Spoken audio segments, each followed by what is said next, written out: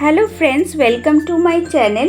গরমকালে ঠান্ডা ঠান্ডা কিছু খেতে কিন্তু খুবই ভালো লাগে, সে শরবতই হোক বা আইসক্রিমই হোক, যাই হোক না কেন। পপসিকেল তো অনেকভাবেই তৈরি করা যায়, কিন্তু কাঁচা আম পুড়িয়েও যে তৈরি করা যায় সেটা কিন্তু অনেকেই জানেন না। তাই আজকের রেসিপি রিফ্রেশিং আম পোড়া পপসিকেল। এটা খেতে খুব সুস্বাদু, বানানো খুবই সহজ।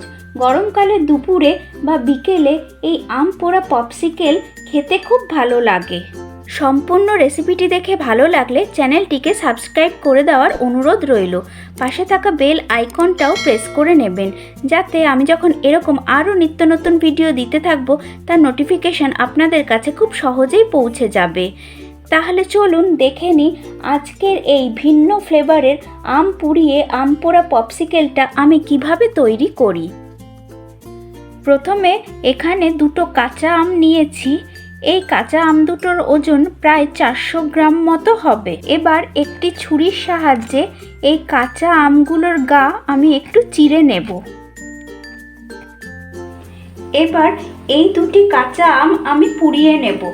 একটি রুটি সেঁকার নেটের জালির ওপর আমগুলোকে রেখে মিডিয়াম ফ্লেমে বেশ কিছুক্ষণ সময় নিয়ে আমগুলোকে পুড়িয়ে নিতে হবে। একটু ঘুরিয়ে ঘুরিয়ে আমগুলোকে পুড়িয়ে নিতে হবে, যেভাবে আমরা বেগুন পুড়িয়ে থাকি ঠিক সেইভাবে। মিডিয়াম ফ্লেমে কিন্তু আমগুলোকে পুড়িয়ে নিতে হবে। এই কাজটা করতে একটু সময় লাগে, তা না হলে কিন্তু আমগুলোর উপরের অংশটা পুড়ে যাবে আর ভিতরের অংশটা কাঁচা থেকে যাবে। বেশ কিছুক্ষণ সময় ধরে মিডিয়াম ফ্লেমে আস্তে আস্তে আমগুলোকে পুড়িয়ে নিতে হবে।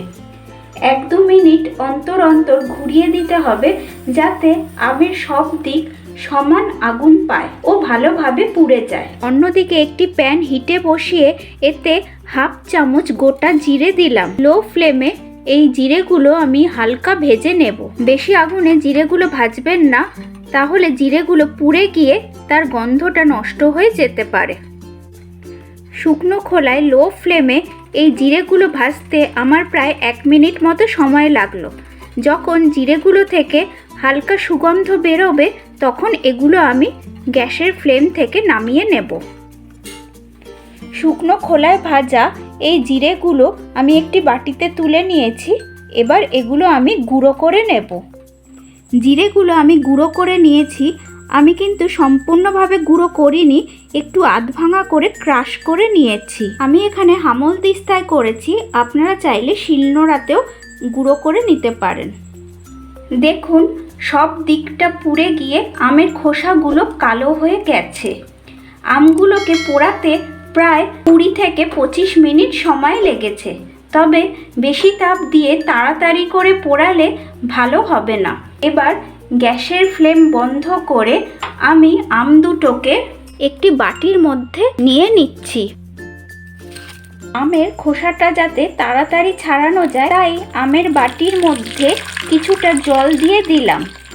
এবার আমের খোসাটা ছাড়িয়ে নেব। খুব সহজেই খোসাটা ছাড়িয়ে নেওয়া যাচ্ছে। আমের ভেতরটাও খুব সুন্দর নরম হয়ে গেছে। আমের খোসাটা খুব সুন্দরভাবে ছাড়ানো হয়ে গেছে। এবার একটি গ্রেটার দিয়ে আমের যে পাল্পটা আছে সেটাকে বের করে নেব।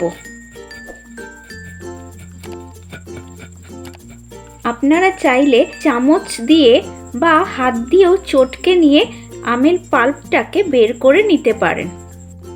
দুটি আম থেকে আমি পাল্পটা বের করে নিয়েছি।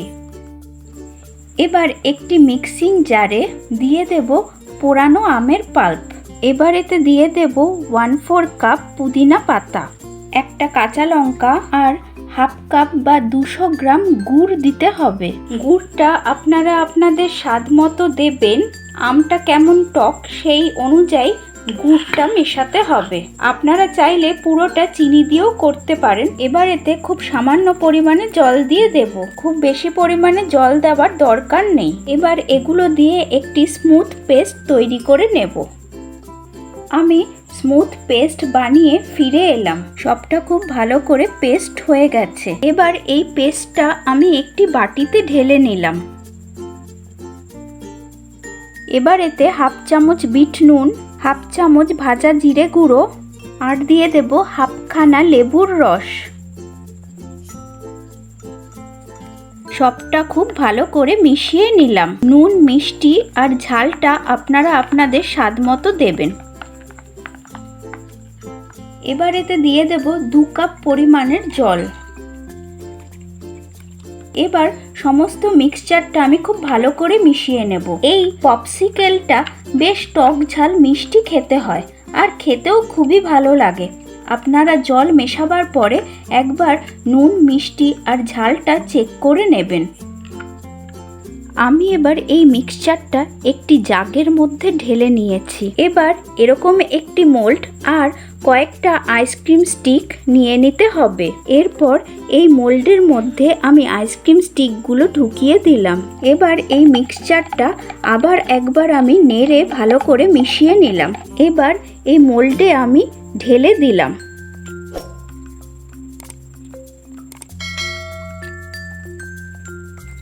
আপনাদের কাছে যদি ওরকম মোল্ড না থাকে তাহলে কাগজের কাপেও করতে পারেন। এবার এর ওপরে একটি অ্যালুমিনিয়াম ফয়েল দিয়ে আমি মুখটা মুড়িয়ে দিলাম। এবার ছুরি দিয়ে একটু কেটে দিতে হবে। এবার একটি আইসক্রিম স্টিক আমি ঢুকিয়ে দিলাম। এবার এগুলো আমি ডিপ ফ্রিজে 8 থেকে 10 ঘন্টার জন্য রেখে দেব। আপনারা চাইলে সারা রাতও রেখে দিতে পারেন। তারপরে আপনাদের দেখাচ্ছি। ফিরে এলাম প্রায় 10 ঘন্টা পরে। এবার আমি পপসিকেলগুলো ডিমোল্ড করছি।